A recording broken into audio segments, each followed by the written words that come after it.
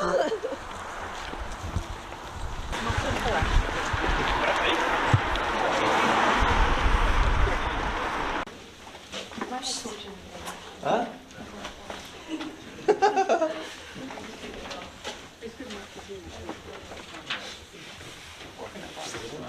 You put it on full beam? No, little beam.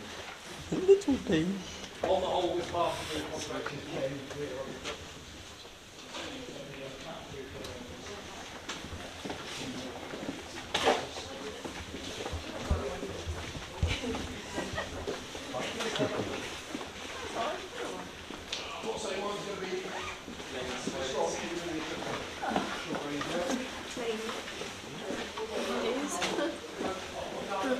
Huh? There's all newspaper. Yeah, I know. There's just writing on the walls as well. Various. Someone else, who wanted to talk? What's the name? So yeah, just press that. It starts flickering, and just touch it again. Don't think I need this. No, not really. Yeah, spare batteries are also a bit of a must. I sometimes see people coming down here with those wind-up batteries, and I think, right, you'll get pretty tired of that in 2.5 hours. So, as you arrive, just cross over or use this T-junction, and we'll just get everyone where they can see in here. It's very bright. Oh, yeah. Just use mine.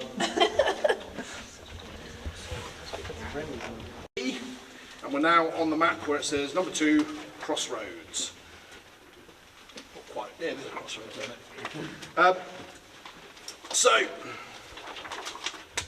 it? You'll have seen there's lots of writing on the walls. Much of it is original, so first aid box number 7 down there.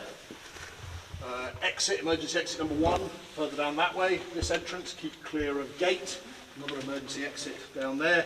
It might say no smoking by order. The lavatories on the sides will probably be marked gentlemen, ladies, things like that. All of that is clearly original, and you can probably differentiate between the modern stuff where people have broken in. Some of it is obscene, some of it is not so obscene. So if you're faint-hearted, you might not want to look too closely at some of that. But in 100 years' time, that will be part of the historical record and graffiti, just like the wartime graffiti, which is, to my mind, more interesting. And we'll try and point out some of our favourite locations as we go around. So, now the purpose of this end of the complex, because the whole tunnel complex is split into 2, the northern half, which we're in at the moment, is an air raid shelter. So when the Germans were bombing Rochester up above, if you physically wanted to avoid dying, then you'd physically come underground and you'd be protected by all of the chalk and rock above you. The southern half of the complex is a factory, an underground factory. So again, if you don't want the Germans to bomb your manufacturing where you're building aircraft parts, then you remote your most expensive precision machine tools underground, because yes, if you lose a couple of aircraft in construction, that's not the end of the world, but if you lose all the machines that you use to make those aircraft, that's a real problem. So get all those expensive lathes, presses and other precision machine tools underground. We'll be visiting that factory as well. Righty. How many people could you get down here? Well, at its height, there were 11,000 men and women working for Shorts at the height of the Second World War. Could every single one of them have got in here at the same time? Maybe a real push, but you wouldn't have every single one of your 11,000 people working at the same time. You'd probably be working 2 or 3 shifts a day. If you're working 24/7, you'd need to split your workforce up into shifts. But certainly, you could get thousands of people down here. I did a quick calculation, I think by meterage, if each person takes up about half a metre, I reckon you can get 6,000 or 7,000 people down here. So it's a substantial number. And in fact, their workforce was so big, and all in protected employment, so you were needed here as a draftsman or woman or an engineer. You weren't therefore conscripted into the Army, Navy or Air Force. You had protected employment. But for many people, they wanted to get into uniform and do their bit in addition to their vital day job. So an entire battalion of the Home Guard was drawn just from the workforce of this one factory. So a battalion, about 1,000 people. So the 33rd Battalion of the Kent Regiment was at Brackett's Wright Brothers, headquartered at Fort Clarence up above us. So, a lot of people down here when there was an air raid on. You'll have to picture the scene. It'll be easier when we get further down the tunnel, but if there's a bench along this wall and a bench along that wall, you sit your bum on the bench, backs to the wall, people walk down the middle. That's how you shelter in here. A bit of flickering light up above. There was electric lighting in here. We'll see some evidence of cables later on, but I suspect that light would flicker. It wouldn't be very bright. People often came down with torches and lanterns and things like that as well. Although it says no smoking, I bet people were puffing away on pipes and cigarettes and goodness knows what else, because it was the 1940s and everybody smoked. And if you're down here for several hours during an air raid, then you might want to calm your nerves with a puff of the tobacco, as long as the air raid warden didn't see you doing it. So again, imagine the fog down here as well with smoke. People are maybe having a bath once a week, not showering every day. They're probably wearing heavy woolen serge uniforms, Brill cream smeared all over your hair. I suspect it was a bit of a ponging place, quite frankly. Did they leave any evidence of their passing? Yes, well, there is graffiti. There are certain tunnels where there's a lot more graffiti, and myself and Martin and the other volunteers will try and point out our favourite bits. There is a poem, which hopefully we'll find on our way out, which is my favourite poem. How does it go? The shades of night were falling fast when o'er the coast some Heinkels passed. Our Spitfires dived down like rain. The Heinkels effed off home again. So we'll try and find that poem a little bit later on. But there's lots down here. There are Hollywood actors and actresses and characters from comic books. There's pictures of Hitler down here. There's names of people that worked here. So we'll try and pick out all of those. Right, let us press on. We're going to go to the very top end of the shelter. To the stores area.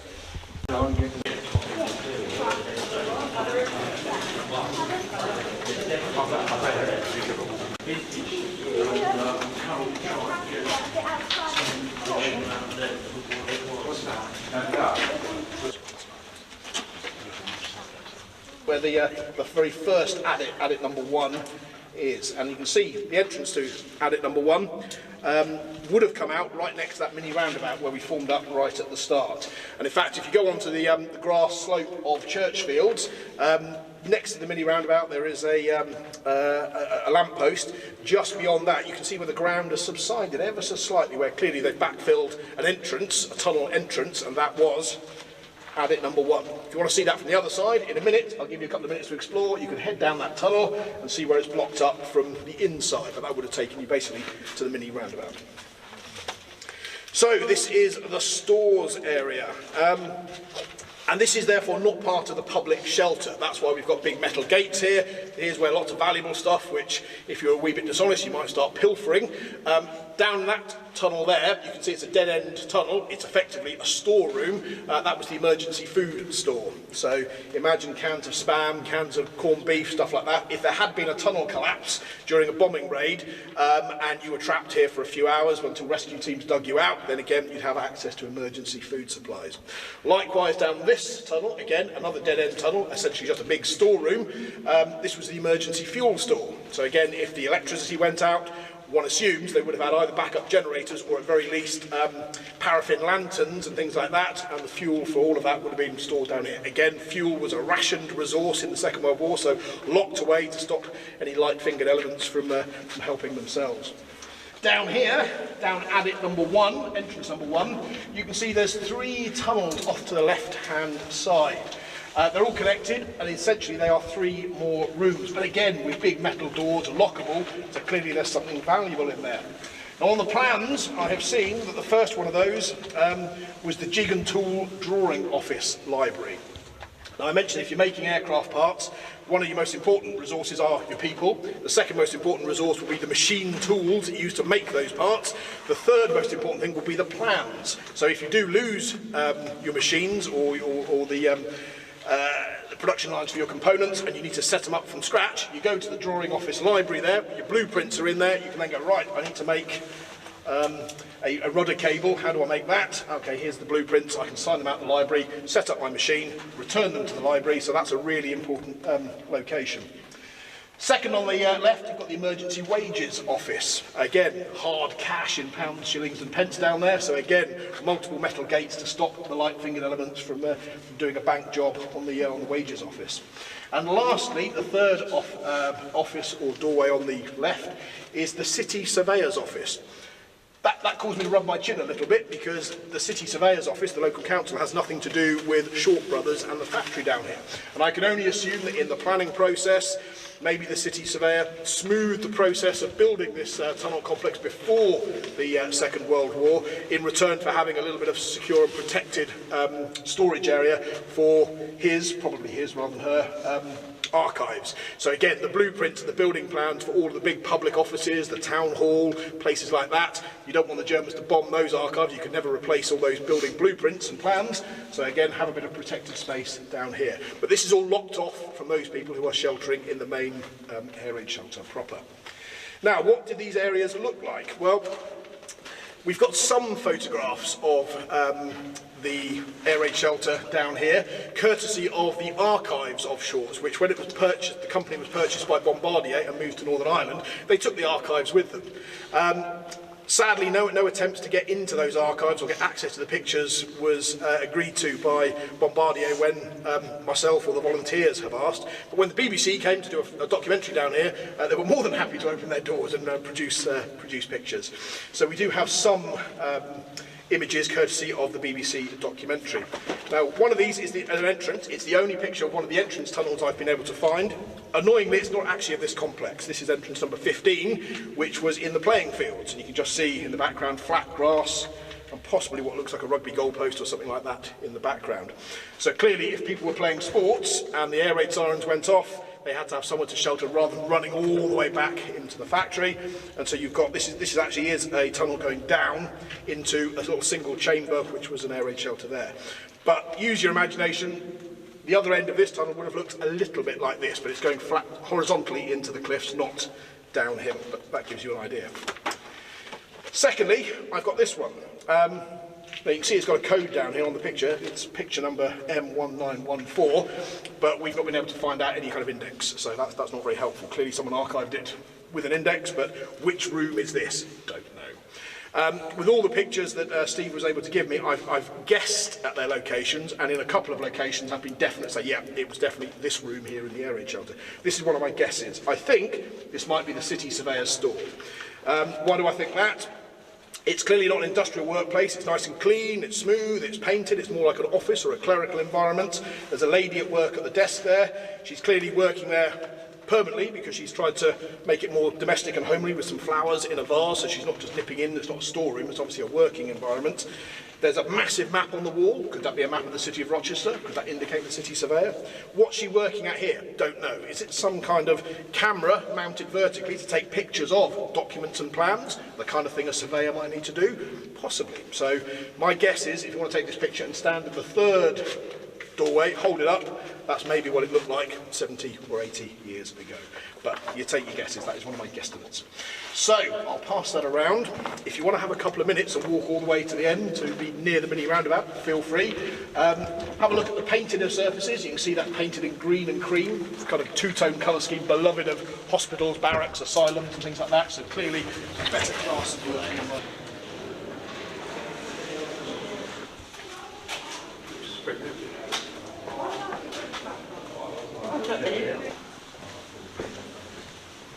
Yeah.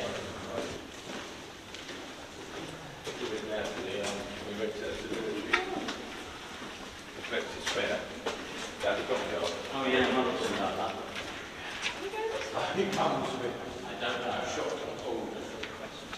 So we're now out of that stores area and we're back into the main part of the air raid shelter itself. And you can see this comprises on the map of two parallel tunnels, each about 300 metres long. Here is one of them, going for about 300 metres. And this is a cut through. And you can see the wall at the other end is the other 300 metre long tunnel, which is the one we walked along from where I quoted my poem to the stores area at the end there. So this is the main air raid shelter, two parallel 300 metre tunnels with a number of crosscuts just like this one. These crosscuts are just shortcuts to get to the other tunnel and out to the surface, but they also provide more rooms. So if you look to left and right there, there's a couple of passageways off. Again, just dead-end tunnels that are rooms. So if you need to have a secure location, an office or a storeroom, again, they're all the way along the air raid shelter here. And on my map, these two are respectively the sub-control and decontamination dressing station on the left, and on the right, the decontamination depot. So this entire complex is all about air raid precautions and sheltering from German bombs up above. But what if the German bombs had not just included high explosive and incendiary devices to set things on fire, what if they'd also included gas? Gas was used throughout the First World War, what we would these days call a weapon of mass destruction, and it was expected that gas would be dropped on us, not just on the front line for soldiers, but also here on the cities of Rochester, London and elsewhere. So all the air raid precautions teams across the country and all the air raid shelters had to be ready to expect gas attacks and the victims of gas. Poisonous gas, where you breathe in mustard gas and it blisters your throat, it blisters your lungs start to fill up with liquid, a really, really horrible thing. So it's these two rooms here where the decontamination teams would have operated. So if you were trying to shelter victims of gas attacks, then you tried to decontaminate them here before giving first aid and letting them into the shelter. So here's a picture from, not a Kent, but a Surrey newspaper, showing how everyone is prepared for gas attack. Dad, Mum and their daughter. Dad is in the Home Guard, Mum is in a volunteer aid detachment as a nurse, and their daughter's in the Girl Guides, doing her bit for the war effort, probably gathering scrap materials, scrap paper, scrap metal, etc. But they're all wearing their gas masks, their respirators, so they're all ready if a gas attack comes. On the other side, even babies get their own respirators. These kind of deep-sea diver outfits that you can see infants are wearing in a maternity unit of the hospital.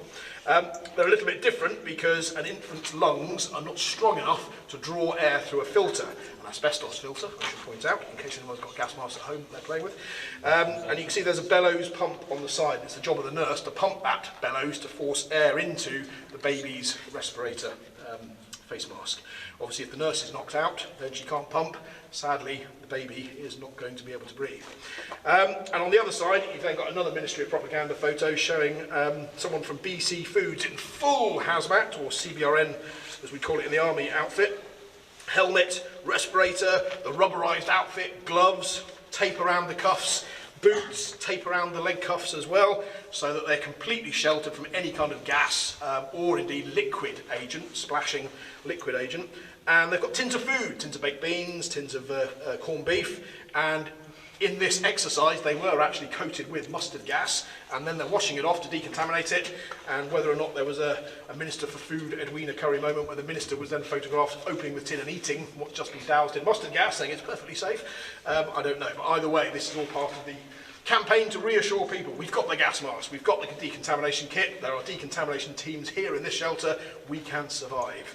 So I'll pass those around there.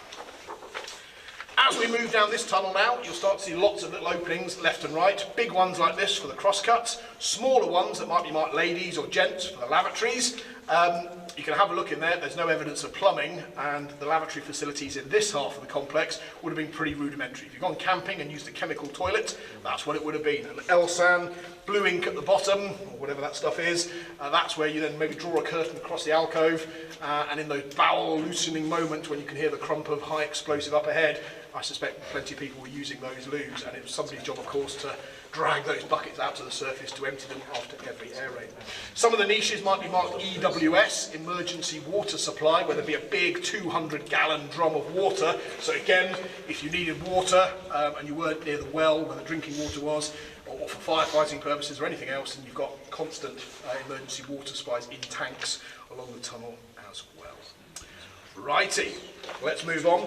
I'm just stood here because of these bits of metal angle iron. There's two of them here. As you come past, please make sure you don't trip over those, and we'll move down to our next stop.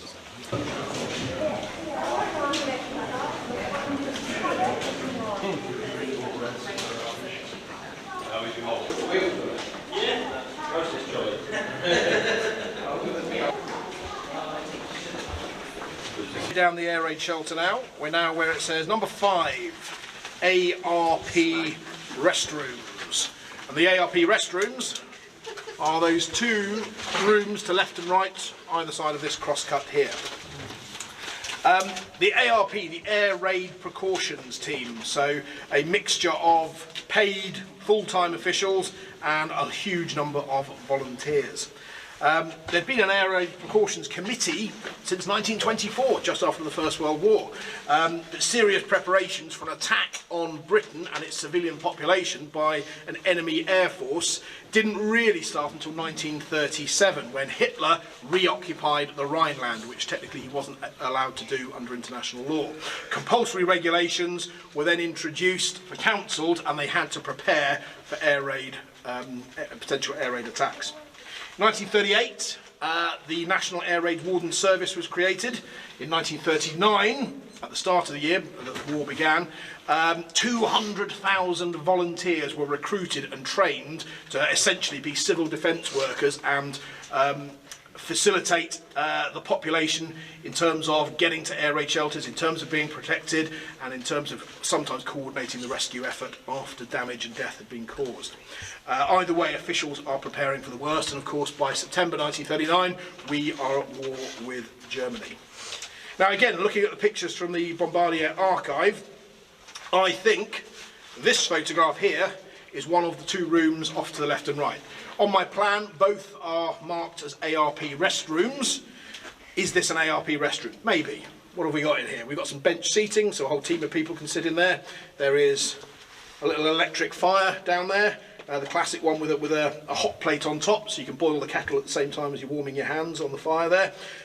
There are some maps, schematics, diagrams. There are a number of telephones. You wouldn't have those in just an ordinary canteen. This clearly has to be somewhere where people who need to be got at short notice are possibly having a brew and a breather. So I suspect this is one of those two ARP restrooms.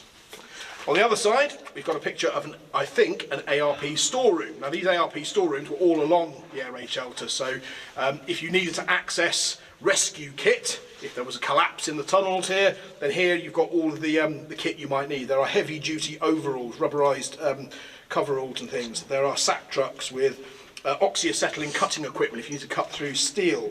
There are ladders, there are big wooden pit props. If you've got a collapse, you can get those bulks of timber in there to shore up a falling ceiling.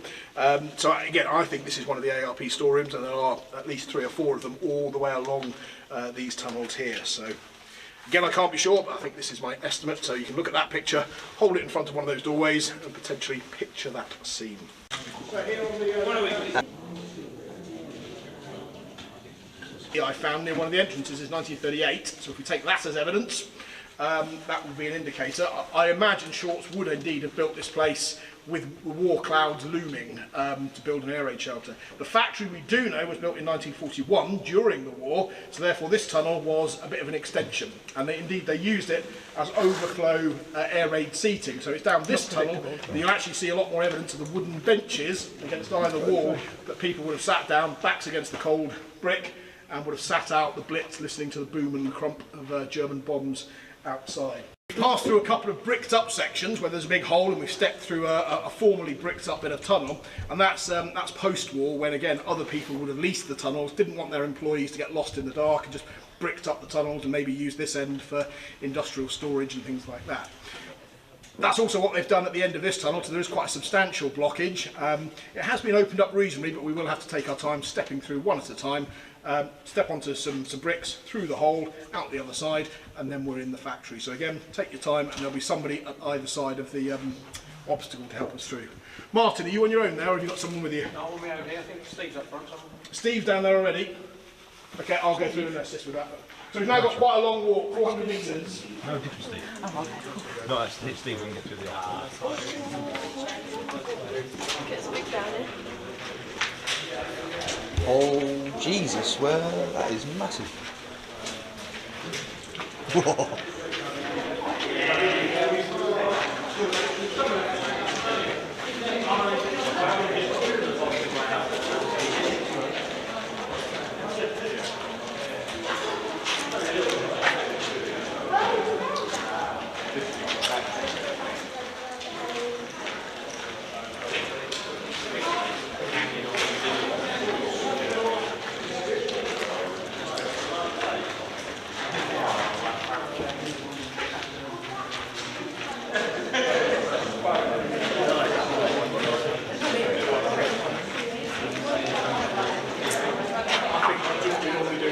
somebody at the no-go point. On the 23rd of September 1941, Wright Brothers contacted the War Ministry for permission to create more factory space inside the cliffs behind the existing surface factories.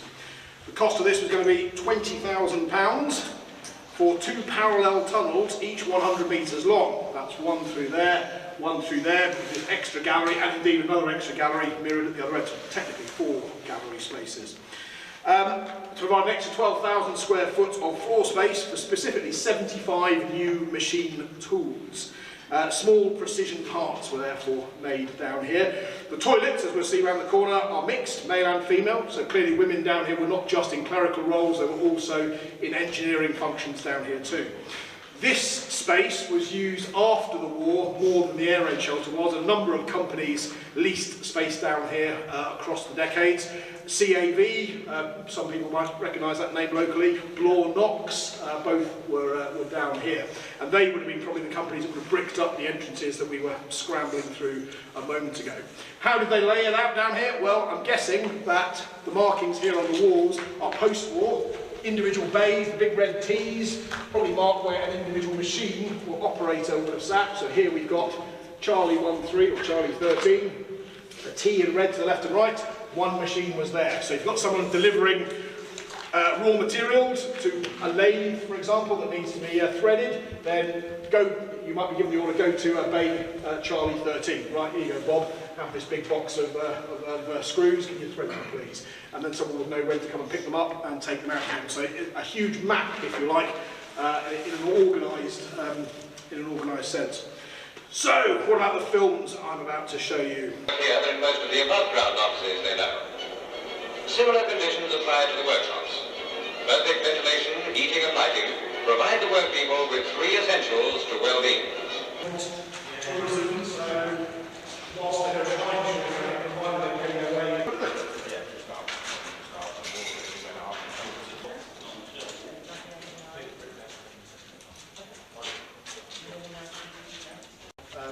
The owners are so keen to prevent the legal entrance because of the disruption and damage. The vehicles on the whole were a bit smaller in those days. Massive.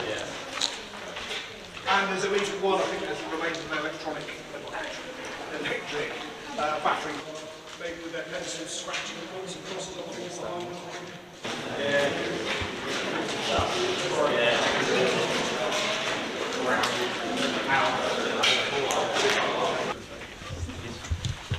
And that's happening in like tunnels.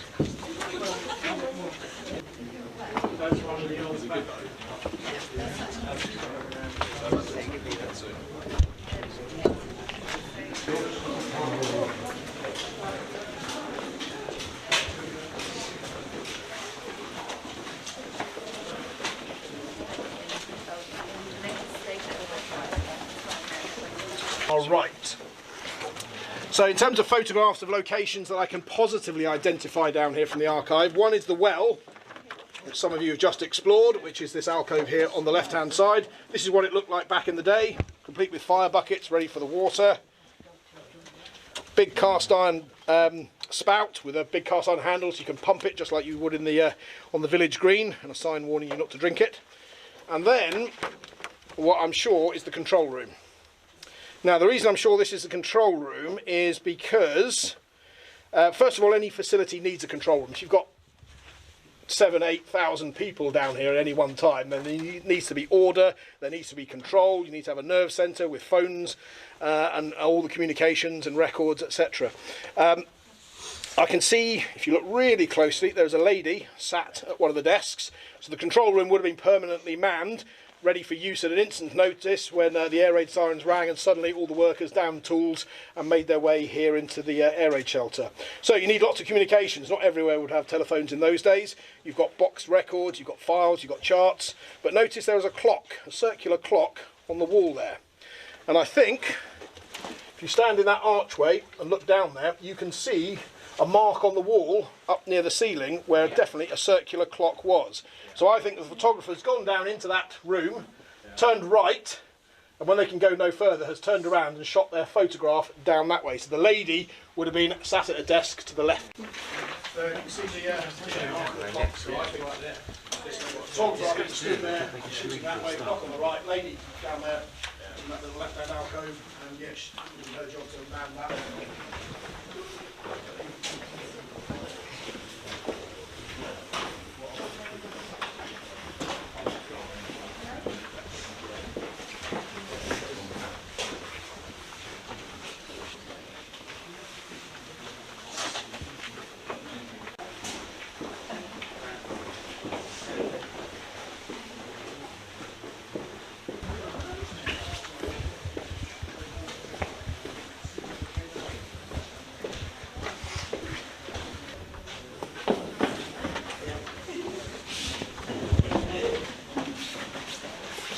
Bash my head.